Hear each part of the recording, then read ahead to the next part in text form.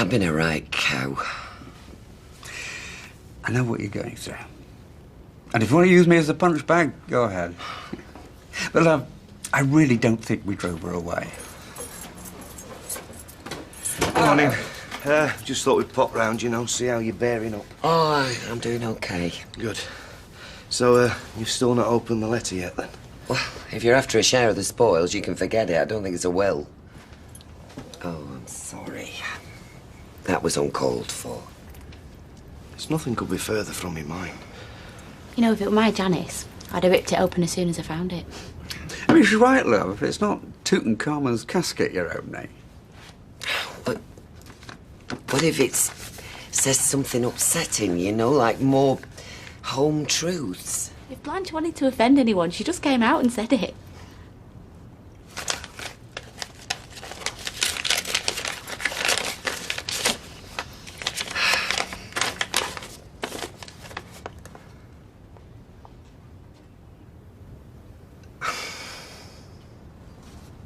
Well? I have just attended the most shambolic funeral I have ever been to.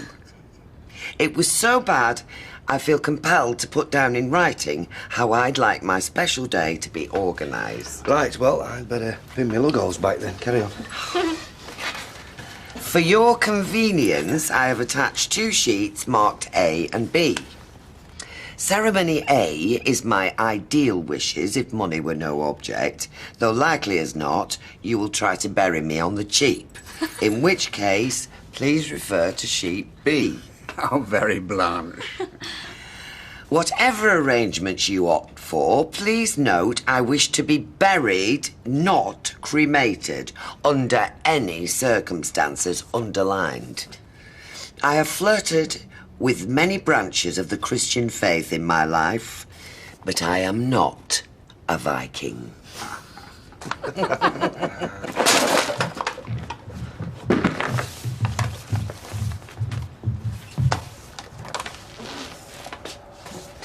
Oh, something stinks. Sorry, I went a bit mad with the Seabreeze air freshener. What's all this? I thought you wanted the place looking spotless. Yeah, but now I want it to look child-friendly. Ah, is that why you tried to bribe Amy? What? She told me you've offered her a tenner to come in when the social worker's here, kiss you, and say you're the best mum in the world. Look, ass. So he's This is getting out of hand. Listen, with our track records, we need all the help we can get. Right. Where's my carrier bag? Here, ta-da. Where'd you get that from?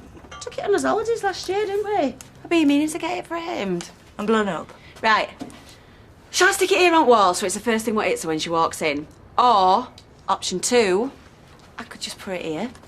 So when she's looking round, her eyes just happen to fall on it and she thinks, oh, look at that, what a lovely family portrait. Version A. My coffin is piped from Hurst Church by the Scots Guards playing How Great Thou Art. And version B? Version B. Bryony from Knit and Natter plays me in on her recording. I can't believe she's still giving us orders. No.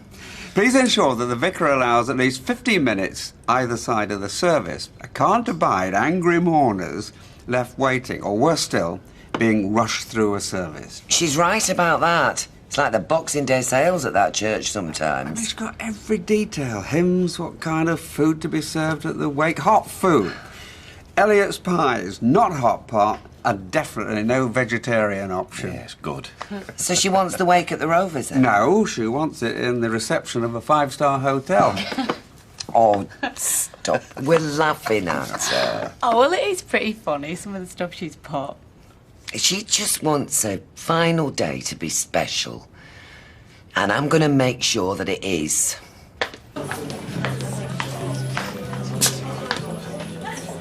I look like a pole dancer. That's why I married you. What, because I look slutty? No, sexy. You look sexy. I don't want to look sexy. Well, not today. I want to look motherly. Like a mother. Well, my mother don't look motherly. Well, obviously I don't look like her.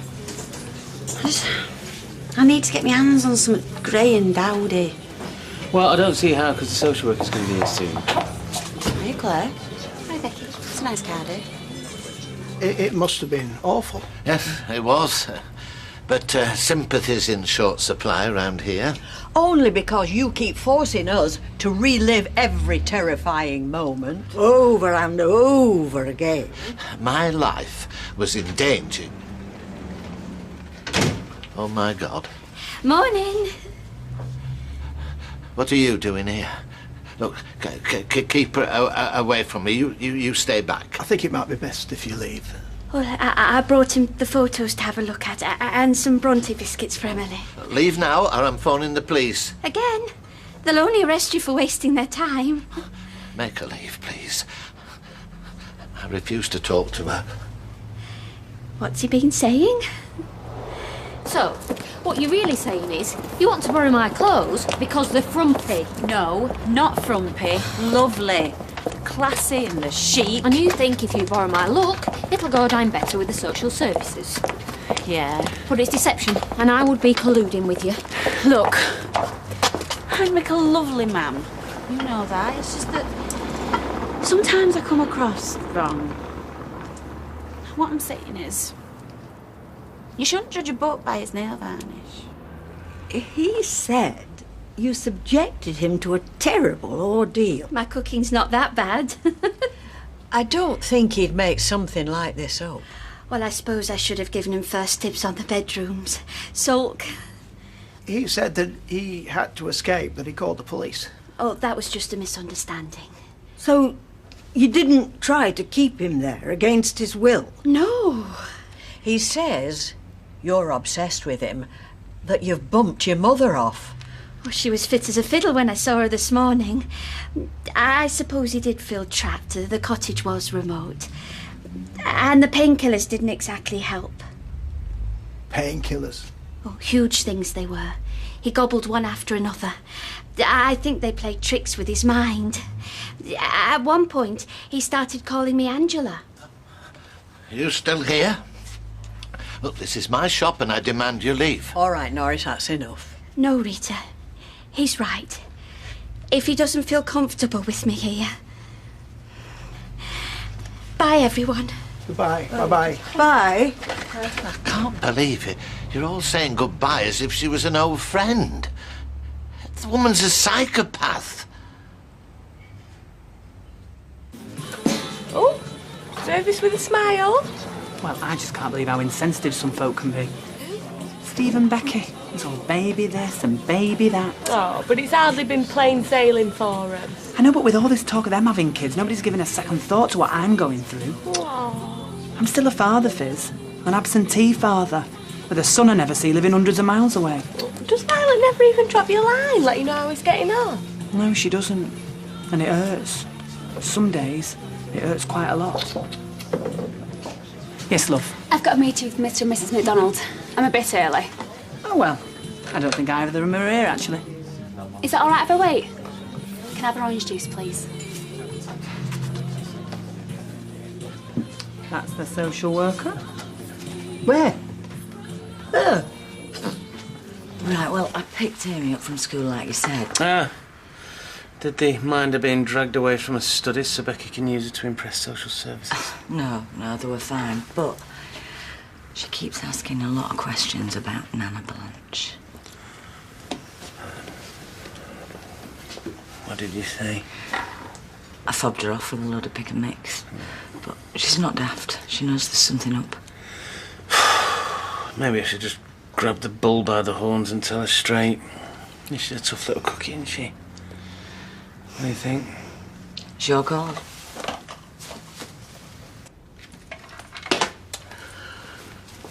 Well, she was right. Just had one of Archie Shuttleworth's minions trying to sell me the benefits of cremation. Overcrowding. And as for trying to get her an extended service at the church, I've got Archie ringing me later. Have you rung the Scots Guards? Why? To see if they're available to play. That's what she wants. Don't mock. I'm making a serious point, love. Which is? Well, they think it's odd that there's no mention of Eccles in the letter. Well, because she assumes, rightly, that I will take her. Actually, I think I'll buy a little black bow and tie it on her collar. Yeah, but what if the letter predates Eccles? After all, she's been attending funerals for fun for years. So what's your point? Well, it could have been written last year or the year before. We simply don't know. But if it was recent, I'm sure she would have mentioned her beloved dog. You're probably right. And she could have been changing her wishes from one day to the next. Right. So, are you saying we could ignore the letter by any chance? No, what I'm saying is there's no need to make an already stressful event more stressful by trying to follow her wishes to the letter.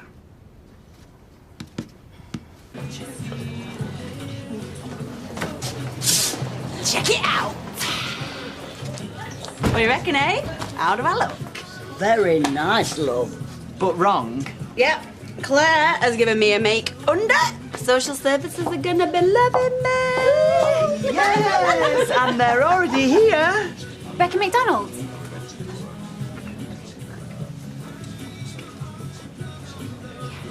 I'm Dawn Coggill, Weatherfield Adoption Service. Pleased to meet you. Steve. This is my husband, Steve. Becky? And this is our beautiful, wonderful daughter, Amy. Say hello to the nice lady, Amy. Go away, I hate you.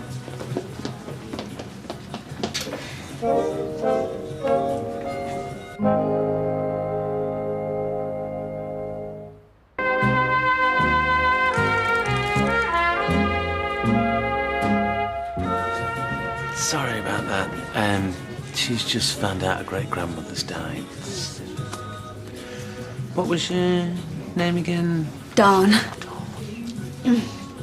Darling. Darling, why did you tell her about Blanche? Well, because, darling, she's been asking all sorts of awkward questions. Like, is she dead? If this is a difficult time, I'm happy to reschedule. No, it's fine. Everything's fine. So, yes, why don't you come up to his flat? Oh, Becky, you look smart. Oh, what's that? You're not up in court again, are you? This lady's come to see us about adopting a kitty. Lovely people. So much love to give.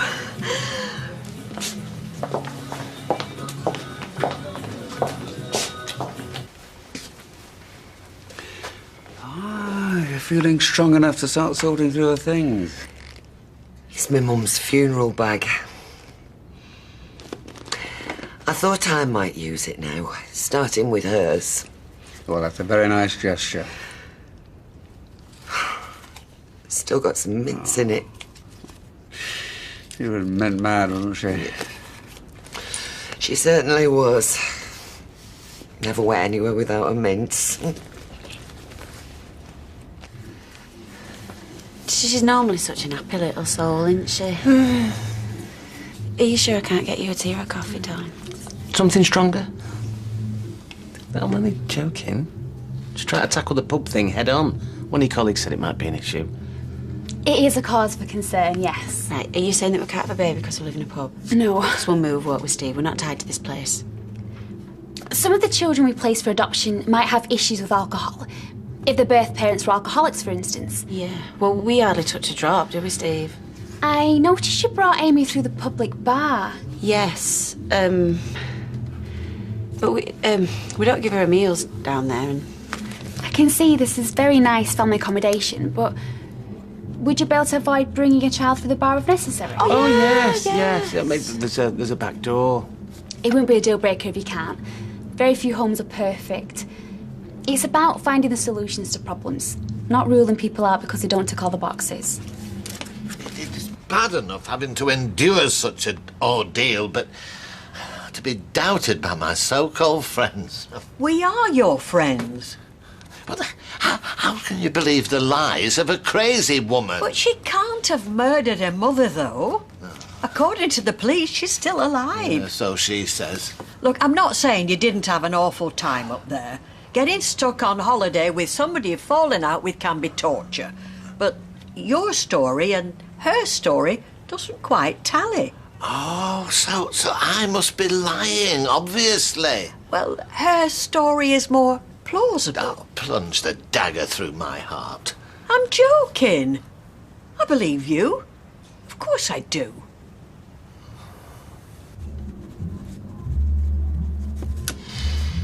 The obvious question that I ask everyone is why you'd like to adopt in the first place. Well, we got... After you. No, you go on. No, go on. No, go on. Okay. Well, we first started talking about it when we found out that we couldn't have kids of his own. Not together anyway.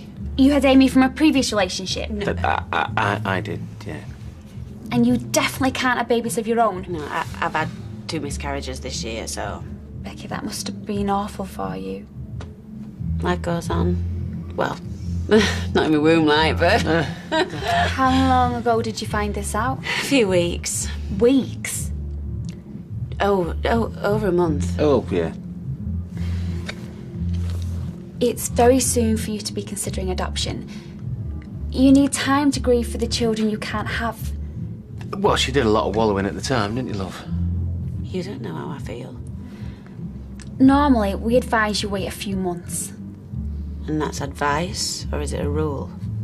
It's advice, but the adoption panel who decide whether the application is approved... The lass at the opening evening said it takes ages before you get a baby. Now, surely I'm going to be over it by then. I should warn you from the outset.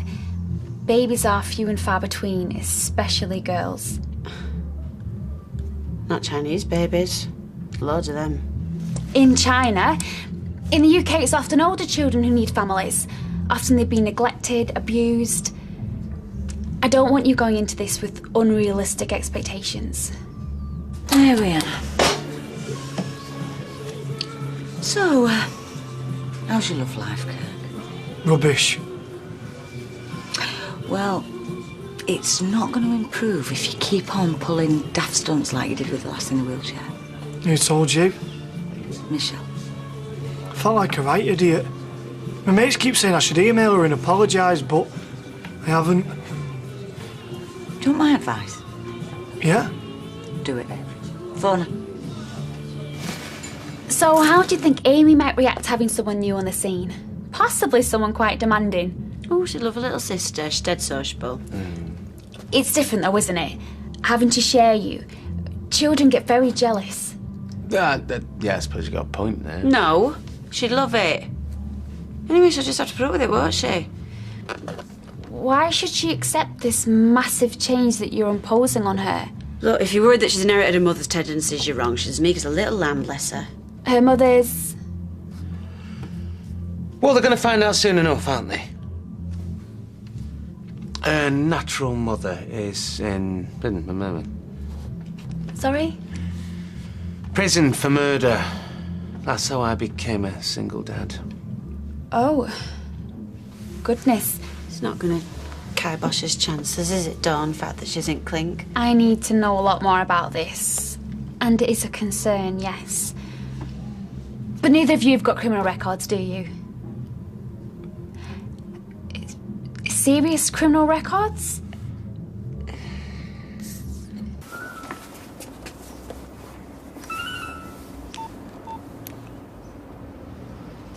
Yes!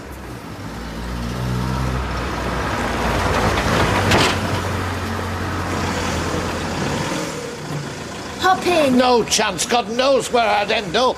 Well, we need to talk. Just leave me alone.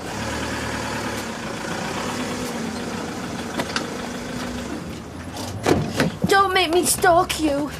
You've lied to me, friends. You can't stop lying. Oh, so there was no poetic license in your version of events? What kind of a woman lies about her mother being dead? I know, and I'm sorry. The day I told you the lie, well, she'd been taunting me. I lashed out, told her she was dead to me.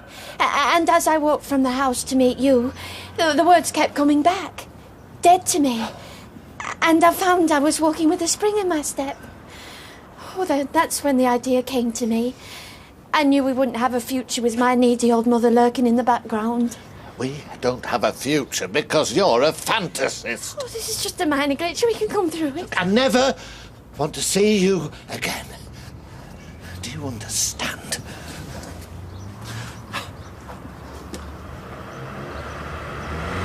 Just a bit of hijinks, that's all. Receiving stolen goods, that's all they're kids. Oh, I was the same. Yeah, shoplifting, bit of criminal damage. They don't automatically rule you out, but you will need to demonstrate that they were isolated incidents. And even then, this could be a problem further down the line. Look, we're getting bogged down by detail here. When you're formally assessed, you'll have a million forms to fill out, preparation classes, endless interviews. Bring it on. I have to warn you, it's a long and sometimes frustrating process. A lot of people give up before they've even been approved, and being approved doesn't guarantee you'll be matched with a child. At times, you'll wonder what you've let yourself in for. Right. So in other words, we might as well not bother. I'm not saying that. Yes, you are. How'd you know? Wake up and smell the air freshener, love. It was obvious as she walked through the door. What was? It takes years. There's no babies. And even if there were, she wouldn't give one to a couple of ex-cons like us. I didn't say that. You implied it. Just like you implied where we live ain't good enough. In fact, everything about us just ain't good enough. I said you have a lovely home. So do you know what? Why don't we just save us energy? Because I've decided you ain't good enough to be my social worker. So go on, sling her up. As you can see, Becky feels very passionate. Come on, out, before I physically throw you out.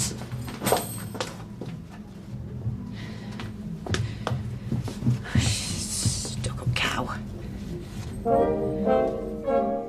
Coronation Street continues.